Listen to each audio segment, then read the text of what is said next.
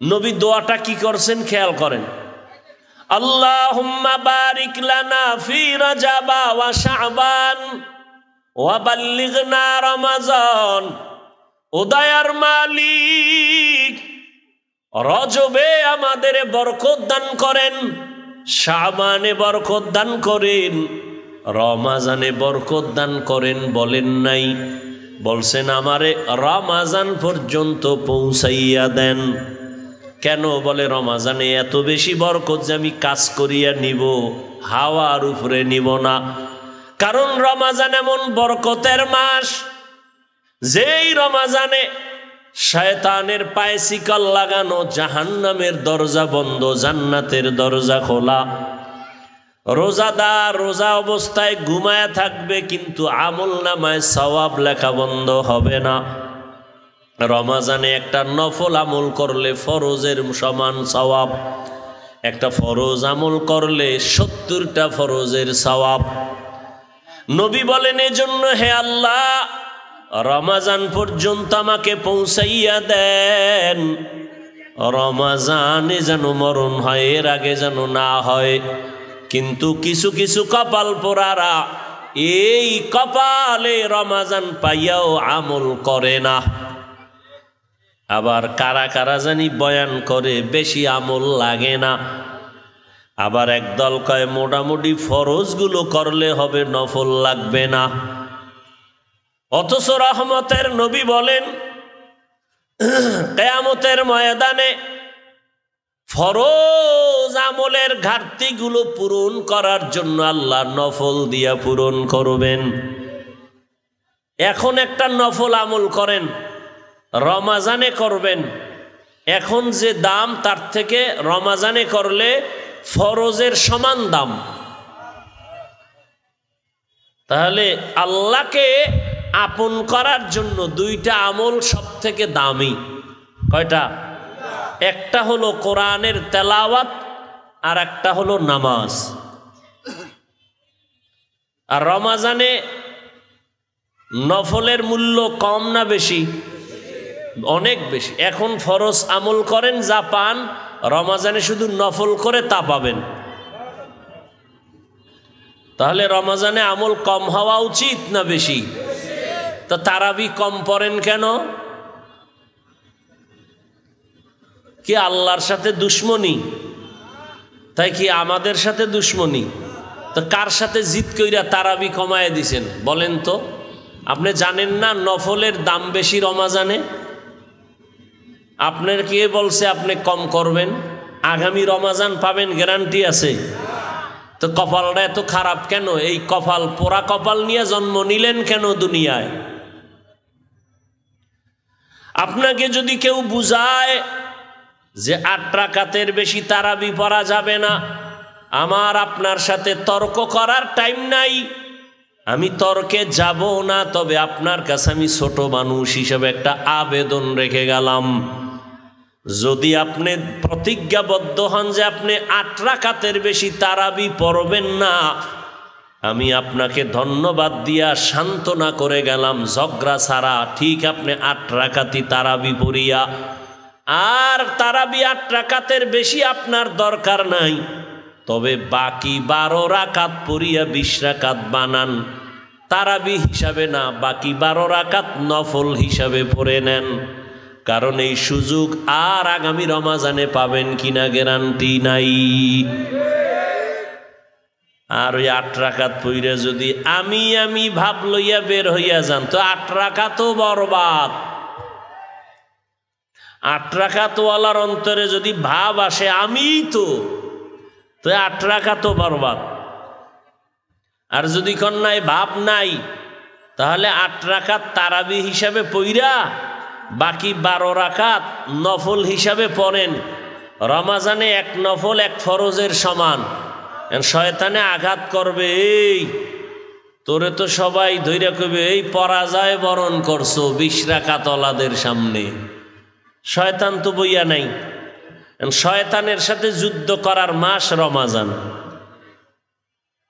আল্লাহর জন্য ইবাদত করবেন, মানুষে কি বলল না বলল এই চিন্তা করলে তো ইবাদত হবে না, আর সে ইবাদত কাজেও লাগবে না।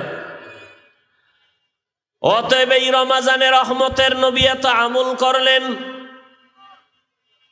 প্রস্তুতি নিয়ে নেন, সময় কম, একটা রোজাও যেন ছুটে না যায়, এক ওয়াক্ত নামাজ যেন জামাত ছাড়া না হয়, কমপক্ষে এক খতম কোরআনের তেলাওয়াত,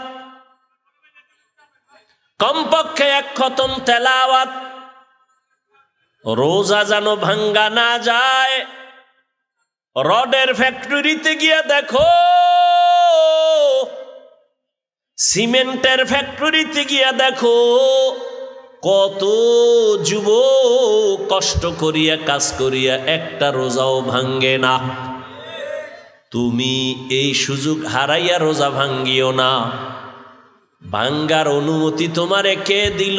দ্বিতীয়, তুমি কি জানো নাই নবী বলছেন একটা রোজা যদি ওজোরেও ছাইরা দাও আর এই একটা রোজার কাজা মরণ পর্যন্ত করো, ওই এক রোজার বরকত আর পাইবা না। কেন রোজা ছাড়ো?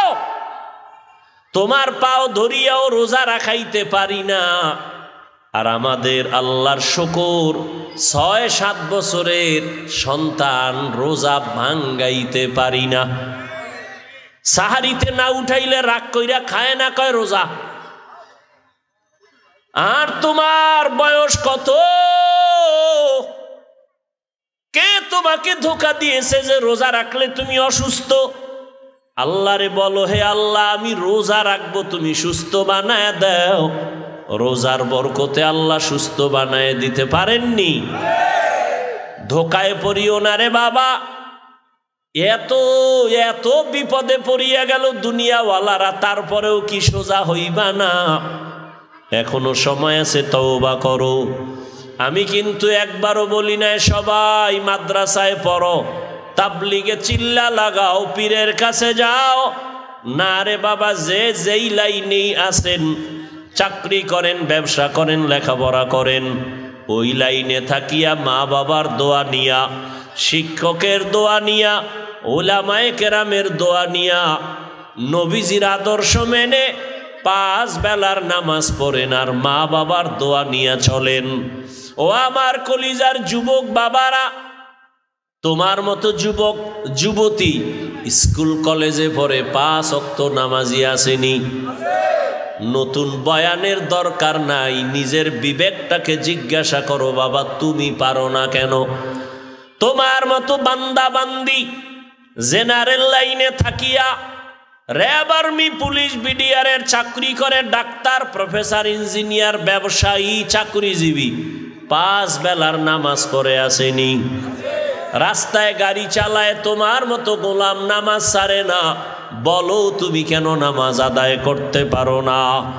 ও পর্দার আড়ালের মা বোনেরা, আপনার মতো কত মা কত বোন এখনো আছে স্বামীর মাল হেফাজত করে, 5 ওয়াক্ত নামাজ পড়ে, পর্দা করে, স্বামীর মাল নষ্ট করে না, মোবাইলে সময় অপচয় করে না। আপনারা কেন পারবেন না?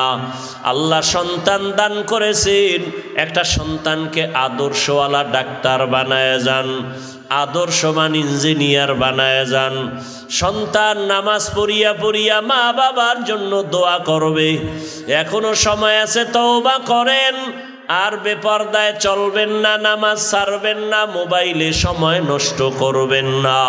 ও আমার যুবক বাবারা, তওবা করে নাও, মনেরে বুঝাও। তোমার মতো যুবক স্কুল কলেজে পড়ে, জেনারেল লাইনে থাকিয়াও যদি নামাজ পড়ে, তুমি কেন পারবা না? আল্লাহর কাছে তওবা করে নাও আর বলো, হে মালিক, আর নামাজ ছাড়বো না, দাড়ি কাটবো না, বেপরদায় চলবো না, মা বাবার সাথে বেয়াদবি করব না, শিক্ষকের দোয়া নিয়া, ওলামায়ে কেরামের পরামর্শ নিয়া, নবীজির তরিকা মানিয়া চলবো। তওবা করার মতো যদি নিয়ত হয়, মুনাফিকি যদি অন্তরে না থাকে, খাঁটি তওবার নিয়তে দুটো হাত আল্লাহকে দেখাইয়া দাও। আয় আল্লাহ, হাতগুলো কবুল করে নেন, তওবা কবুল করে নেন। তওবার উপরে মজবুত হইয়া চলার তৌফিক দান করেন, আমিন।